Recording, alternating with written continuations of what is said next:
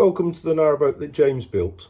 I hope you're well. Thanks for joining me. It is time to go through the narrowboat layout plans. So many of you have contacted me over the last few months, giving me ideas, giving me kind of inspiration from your boats or other things you've seen. And it's been invaluable because I was kind of hitting a bit of a brick wall with some of this because everything on these designs was all a bit port heavy and I needed more stuff on starboard side, but I couldn't quite work out how to do it all. But alas, you have come through and inspired me to go through a walk-through bathroom, which has basically been a game changer in the design. I'm using these plans here from the fit out pontoon that my mate Joe sent, dropped off to the boat a few weeks ago, and they're really good. They've got all these bits here that you can cut out, like all the showers, all stuff for bathrooms, galleys, kitchens, bedrooms. They've got the lot, and then you can stick them on this and work out the kind of the orientation of it all. But these are plans for a 60-foot boat. Obviously this is a 58-foot boat. Internal dimensions on these ones are 44 foot, and on this boat is 43 foot. So it's a 13 meters, 43 foot. So basically I had to trim a foot off the end of this for the sake of the plans. And I will now talk you through them. This is the new forward bulkhead. My first job is to mark out the positions for all the windows and hatches. Excuse the poor colouring there. That's all the windows and hatches marked out. Now to put in the internal bulkheads. Okay, the internal bulkheads are in. Now for the bow steps. Right, that's the two steps coming in, which houses the water pump and all that kind of gubbins underneath there, which will be easily accessible and thus creates two storage areas on both port and starboard. Much like what Rob and Sweary Dan have on their boats, I am opting for a crossbed, which basically is a daybed form like this, of 5 by 4 foot, and then using hydraulic rams, this part here flips up and it's enclosed in here, and it flips up and covers this void here, thus creating a 5 foot by 6.5 foot bed. There will be a bit of storage, more generous walkway here, and I've positioned the two portholes in the centre of the bed.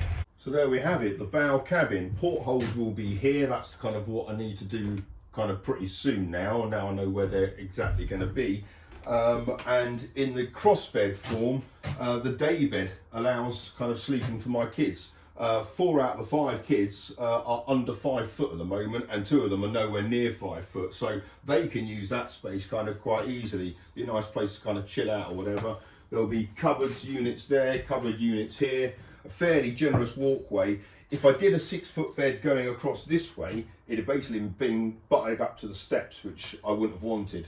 So I think this is more generous. And then a pocket door here, and then into the bathroom. Okay, here's the layout of the bathroom. No opening doors. That is a pocket door sliding into that wall there. That, which looks a little bit like a tombstone, is actually the compost toilet, and that is separated by a waist height bulkhead there. There is a heated towel rail there to cover up my bad colouring earlier.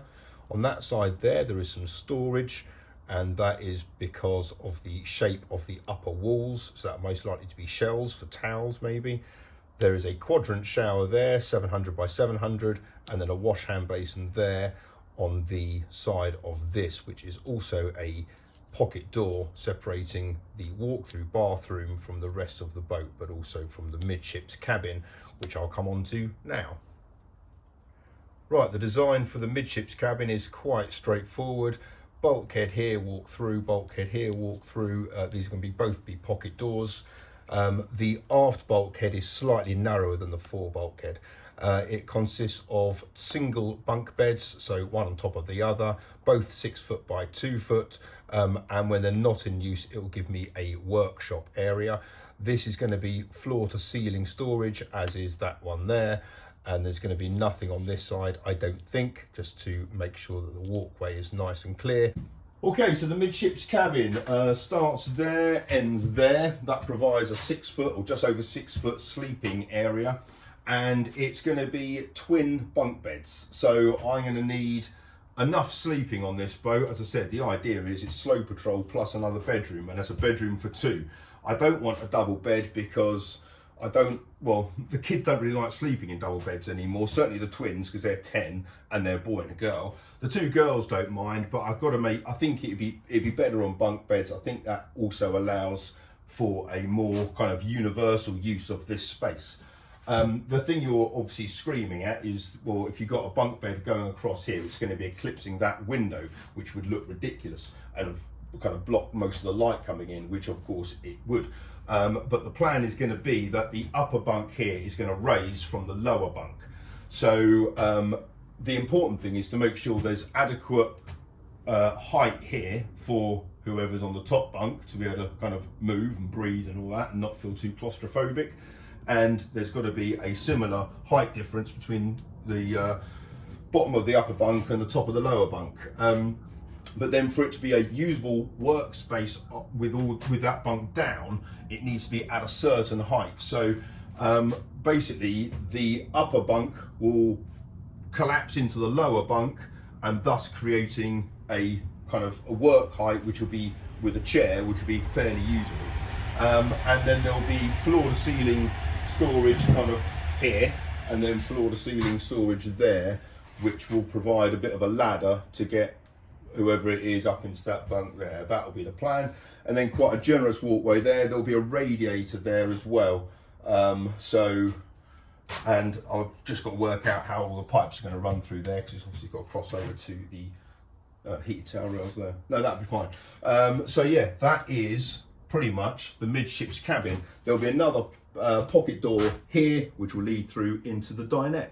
Okay, quite a straightforward dinette area really.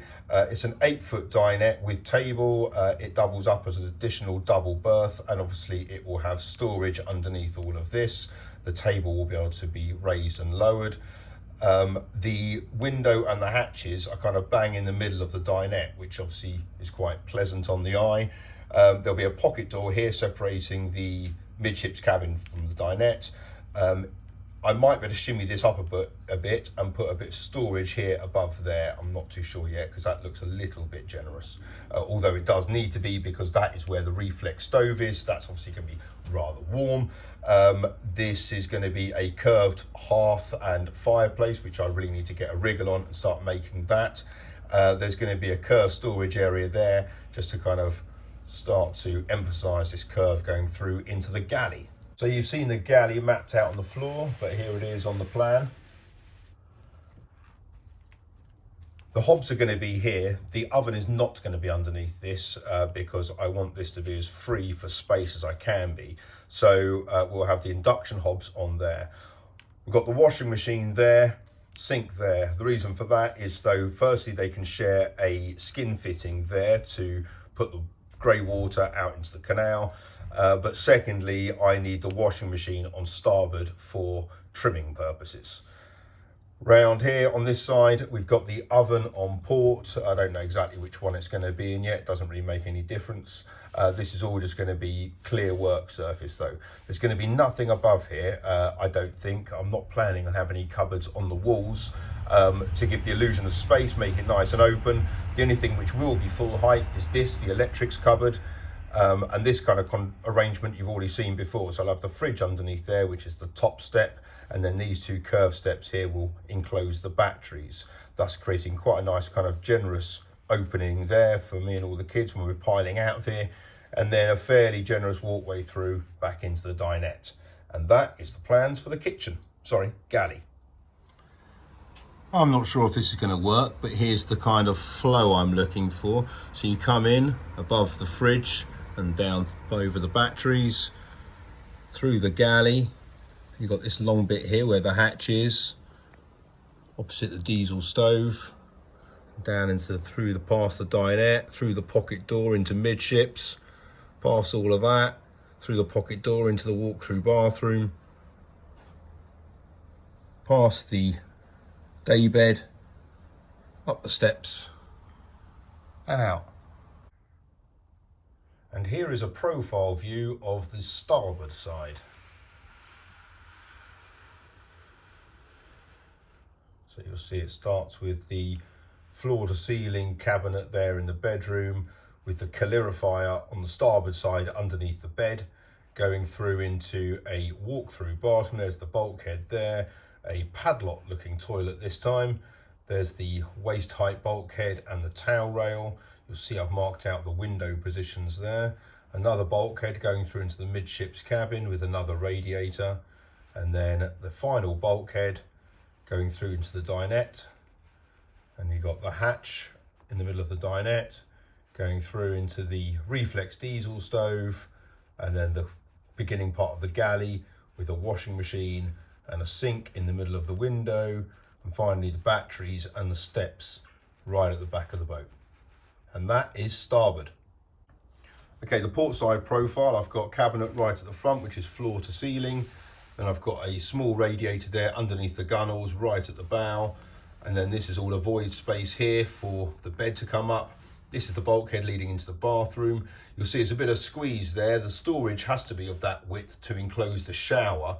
But obviously by the time it gets to the shower, you won't have noticed that it's kind of a little bit wider than that window frame there. But I've squeezed it in as much as I can, but I'm hoping the eye will miss that. But there's full height storage there, leading through into the midships cabin. There's storage underneath the beds. That's the bed in the up position. When that's lowered, then that will be a kind of a workbench area there. Another bulkhead leading into the dinette. In the dinette, there'll be storage underneath it mostly. Obviously, the top bit here is going to be cushioning, and then there'll be storage at the side there, and the window pretty much bang in the middle of it. Moving further aft, I've got the gap here for where the hatch is, and this starts the beginning part of the galley, where I've got 2 units, which are 600 wide. Then I've got the oven and a final unit of 600 wide, a bit of storage underneath the oven, and then a full height electrics cupboard right at the back. And that is port. Right, well, there's the layout. I've taken on board so many of your points, your comments, your opinions and photos from your own boats and everything. So it's been really, really useful, as I said. I can't please everyone, obviously. There's not loads of people have commented about this arrangement, for example, and it should just be a straight down steps. But I like this and I'm happy with it. So, but yeah, thank you so much to all of you who have suggested ideas. The walk-through bathroom was basically the breakthrough I needed. I was going to go for a wet room on one side, which created a bit of a whole load of problems in itself. But yeah, the walk-through bathroom allows me to then shift the bow cabin to starboard side, which is going to massively affect the weight distribution in the boat, which is a concern I had, as is why the washing machine will be there. I've still got a few things to sort out. I've got to look at hydraulics and how that works. On Rob's boat, it's on a switch, so it's got a little motor which drives the hydraulic rams, which is quite nice, but it takes a bit of a time, to be honest. Sweary Dan's boat has just got them on hydraulics, but he just does it manually, I think. But he says he never moves his, is always up. So it kind of depends who I've got on board. I guess if it's the kids or whatever, I'm going to probably want it down so they can get out. So I've got to look at them. I've got to look at pocket doors as well. I need 3 of them. I know you can buy the kits, but they are predominantly designed for kind of home installations as opposed to a narrowboat where space is a premium. Some of the ones I've seen were like 8 centimeters in width, or I think the smallest one I saw was about 60 mil. So they're still pretty chunky, and that's just that. You need the walls either side of it as well. So I'm going to look to engineer my own ones. They're quite straightforward, basically. It's a door with wheels at the top of it, or rollers at the top of it, on some kind of track. That's it. As long as the door fits within the wall, then you should be fine. The thing is, it's got to be level. And I'm going to see if I can hide most of it, or most of the gubbins of it, inside the ceiling lining, because that will firstly increase the opening of the door, but also it will just look a bit better. So I've got to look at that, and I've also got to look at ways of raising that bottom bunk up. There's a few ways that Marlon and I have been researching and discussing it. He's a bit of a whiz, to be honest. So looking at that, but you can basically make it complicated and cool, or simple and a bit of a ball ache. But I think I'm going to go for simple and a bit of a ball ache, because then it just won't break. But as I said, I'm researching that. But I think all things considered, that midships cabin, the way I've got it kind of laid out, is probably the best way for me. I was toying with a double bed going out, but as I said, the kids don't really use them anymore, and if I need a double bed, there's one at the end. So that would be the plan. Thank you so much for, as I said, for all your comments on it all. Thank you for watching. Until next time, take care. Bye bye.